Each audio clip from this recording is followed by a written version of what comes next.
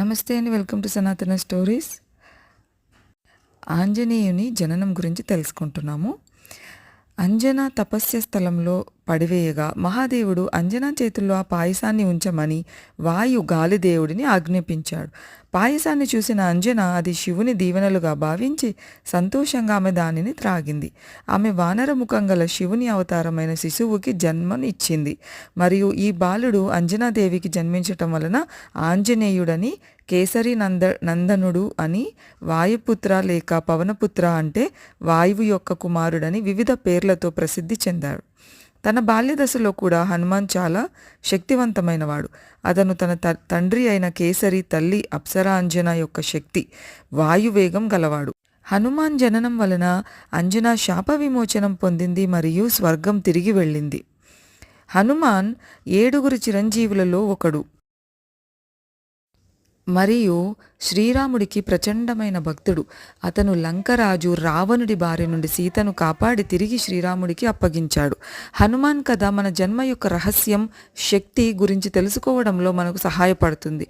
జన్మతః బల సంపన్నుడు అయిన ఆంజనేయుడు ఒకమారు ఉదయించనున్న సూర్యబింబమును చూసి పండు అనుకొని తినుటకు ఆకాశమునకెగిరెను.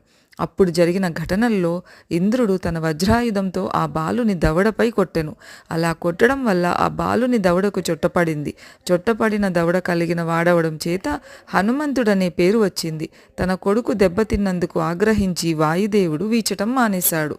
అప్పుడు బ్రహ్మాది దేవతలు హనుమంతునకు అనేక వరాలిచ్చి వాయుదేవుని శాంతింపచేశారు.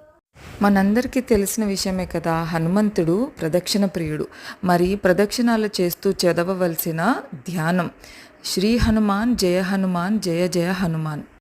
ఆంజనేయం మహావీరం బ్రహ్మ విష్ణు శివాత్మకం తరుణార్క ప్రభం శాంతం రామదూతం నమామ్యహం అని చదువుకుంటూ ప్రదక్షిణాలు చేయాలి.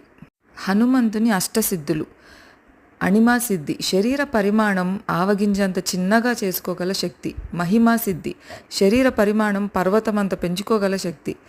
లఘిమా సిద్ధి, శరీరం బరువును నువ్వు గింజ కన్నా తక్కువ బరువుగా చేసే శక్తి. గరిమ, శరీరం బరువును పర్వతమంత బరువుగా పెరగగల చేసే శక్తి. ప్రాప్తి సిద్ధి, ఎక్కడికైనా ప్రయాణించగల శక్తి, దేనినైనా పొందగలిగే శక్తి. పరకామ్య సిద్ధి, ఎవరూ తగ్గించలేని ఆత్మబలాన్ని కలిగి ఉండే శక్తి. వసిత్వ సిద్ధి, అన్ని జీవులపైన ఆధిపత్యాన్ని కలిగి ఉండే శక్తి. ఈశిత్వ సిద్ధి, దేనినైనా సృష్టించగల మరియు దేనినైనా నాశనం చేయగల శక్తి. అందరికీ హనుమత్ జయంతి శుభాకాంక్షలు. సర్వేజన సుఖినో భవంతు. ఈ వీడియో నచ్చినట్లయితే లైక్ చేయండి.